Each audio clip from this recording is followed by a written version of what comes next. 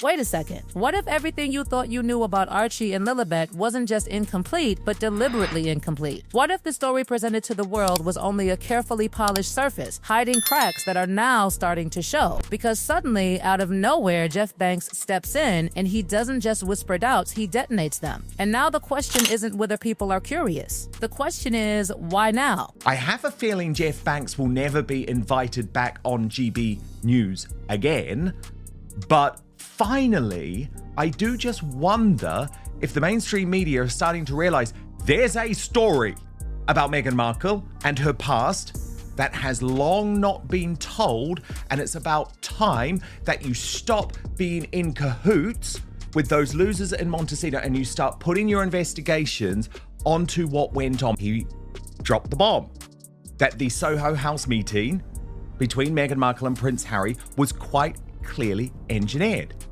He finally reported on the question marks over the births of Prince Archie and Princess Lily.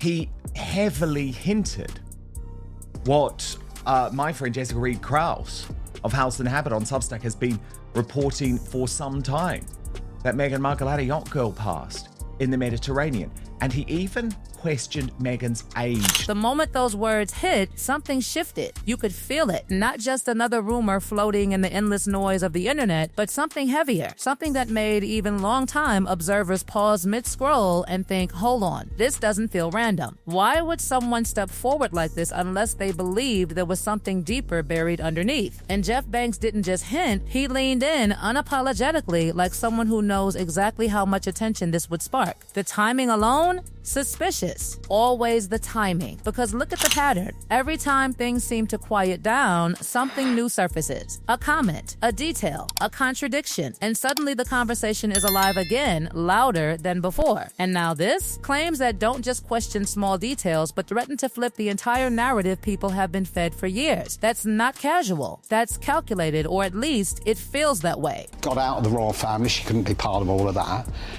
He then, I think, was engineered into a meeting at Soho House with Meghan, and I think there was a lot of engineering went on there. I think she actually has not necessarily told the full truth about her age. I think she's actually a lot older than she actually purports to be. I think there's even her father and her sister have alluded to that.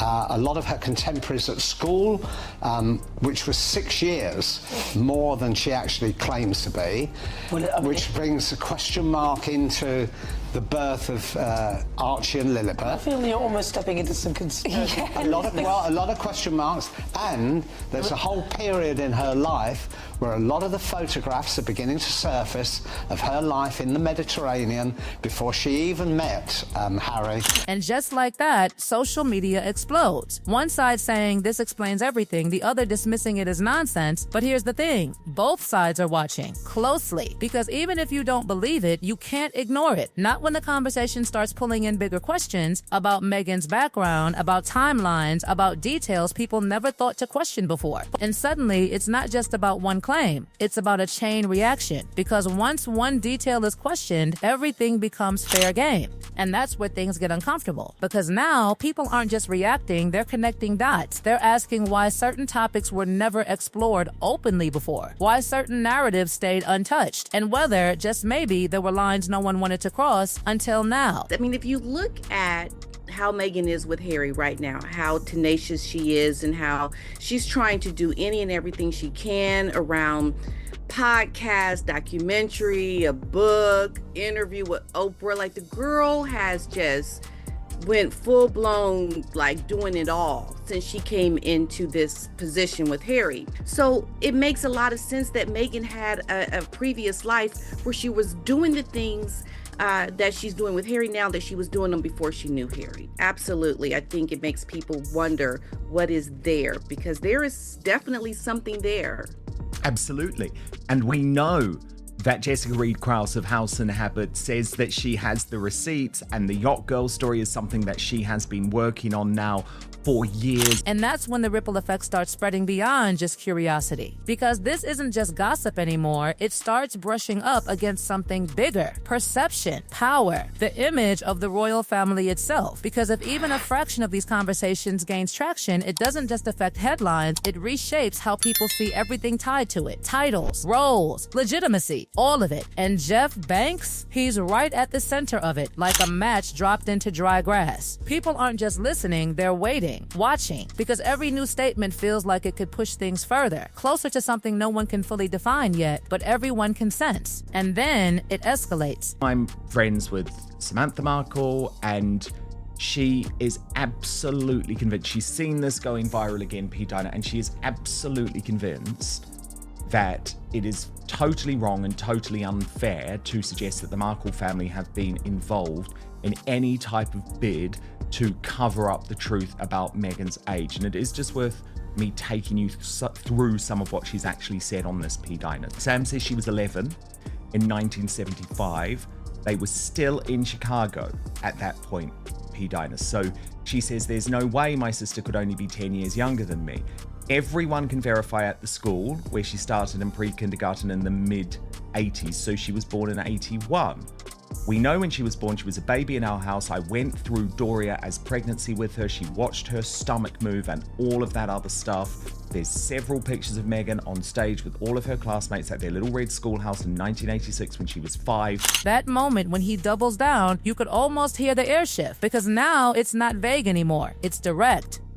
Age, timelines, gaps. These aren't small claims. These are the kinds of details that, if questioned loudly enough, start unraveling entire narratives. And suddenly, people are looking back, re-examining things they never thought twice about. Old photos, old interviews, old timelines that now feel slightly off. And then comes the Mediterranean mention. That subtle drop of a detail that feels too specific to ignore, yet too incomplete to fully understand. What was happening during that time? Why bring it up now? And more importantly, what hasn't been said, because that's how these stories grow. Not from answers, but from gaps. The Meghan Markle yacht girl claims simply will not go away. And you know I've spoken about this before, but until now, no one in the mainstream media has been brave enough to go there. Well, that has just changed.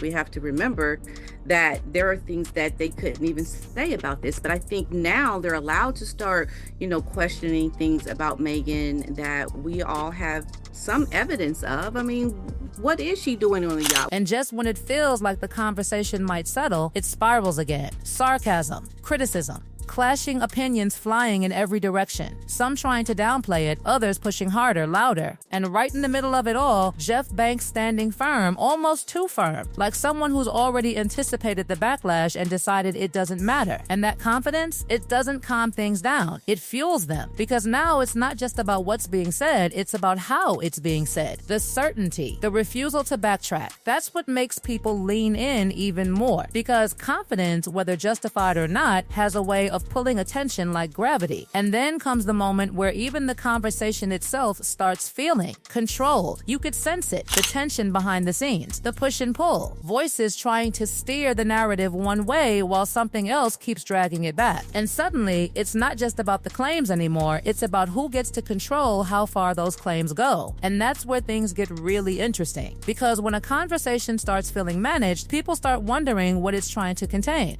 And that's the real shift happening here. Not just new claims, not just reactions, but a growing feeling that something bigger is sitting just out of reach, waiting to be uncovered piece by piece, slowly, relentlessly. And the more people look, the harder it becomes to look away. And just when you think the storm has reached its peak, it twists again, sharper, louder, more unpredictable. Because now it's not just Jeff Banks fueling the fire, it's everyone. Every voice piling on, every reaction amplifying the chaos until the entire narrative starts to feel like it's slipping out of control. Because here's the uncomfortable truth nobody wants to say out loud. Once doubt enters the story, it doesn't politely stay in one corner. It spreads, quietly at first, then all at once. That moment right there, it didn't just feel tense, it felt exposed. Like the curtain was briefly pulled back and everyone saw something they weren't supposed to see. Pressure, real pressure. Not just from the public, but from behind the scenes. The kind that shapes conversations before they even reach the audience. And suddenly, the question conversation isn't just what is being said, it's what isn't being allowed to be said. Because when someone literally has to be told to push back, it makes you wonder who's deciding the boundaries here and why. And just like that, the discussion explodes into something far bigger than one claim. Because now the conversation isn't just about Archie or Lilibet, it's about truth itself, about whether the official version of events has always been the full version or just the version that was safest to present. And that's when the most dangerous words start floating around. Cover up, narrative control, hidden details. Words that don't come with proof but don't need to because they plant something stronger than evidence, suspicion. And suspicion, once it settles in, doesn't leave easily.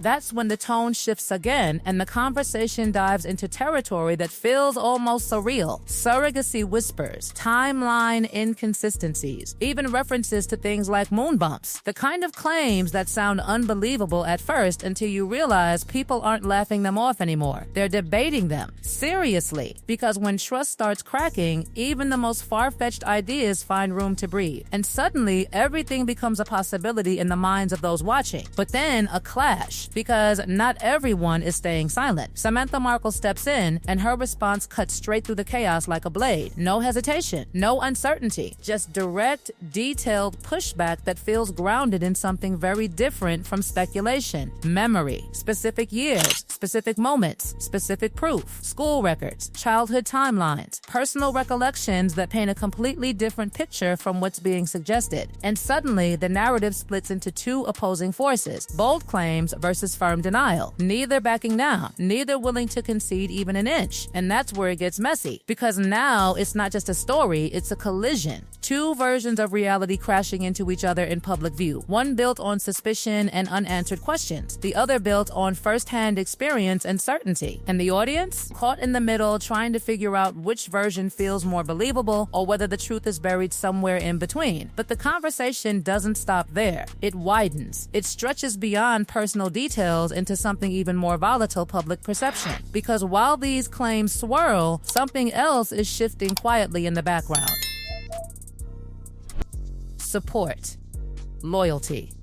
Even figures who once stood firmly in one camp are starting to sound different, slightly more critical, slightly less certain. And those subtle changes, they matter. Because when longtime allies start adjusting their tone, it sends a signal that something deeper might be happening beneath the surface. And then, suddenly, the focus snaps to Harry, and everything intensifies. Because his movements don't go unnoticed. They never do. And when patterns start forming, people start asking questions. Why leave so quickly after returning home? Why jump straight into another trip, another destination, another escape? Ukraine this time. And it's not just where he's going, it's how it's being interpreted. Some see duty, others see distance, avoidance. A man constantly in motion, never quite still long enough for things to settle. And that's where the speculation sharpens into something personal. Is he running towards something or away from it? Because when someone keeps moving, it's rarely random. It's usually a sign of discomfort, of pressure, of something unresolved. And when you connect that with everything else being said, the claims, the tension, the shifting narratives, it starts to form a picture that feels unstable, not broken, not confirmed, but definitely not solid either. And then comes the financial angle. Quiet at first, but impossible to ignore once mentioned, because money has a way of exposing cracks faster than anything else. And when people start suggesting that resources might not be as endless as they appear, it adds another layer of pressure to an already complicated situation. Because financial strain doesn't just stay financial, it seeps into everything. Decisions, relationships, stability. And suddenly, the story isn't just about image anymore, it's about survival. But the most telling part, the perception of performance, because that's the word that keeps echoing through the conversation. Performance, carefully managed appearances, moments designed to project unity, strength, control. But the second the spotlight shifts, the distance reappears. Fast. Almost too fast. And people notice that. They always do. Because authenticity doesn't need to rush away. Only something under pressure does. And that's where the royal contrast becomes impossible to ignore. Images of Prince William, Catherine, and the rest of the family moving forward, steady, composed, unified, it hits differently now. Because it creates a comparison that doesn't need to be spoken. One side stable, the other constantly shifting. And for someone like Harry, who once stood firmly inside that inner circle, watching it continue without him might not just just be difficult, it might be devastating. Because this isn't just about public roles, it's about identity. And what happens when the identity you've always known starts slipping away? That's the question hanging in the air now. Unanswered, uncomfortable. Because everything being discussed, every claim, every reaction, every movement, it all circles back to that one core tension: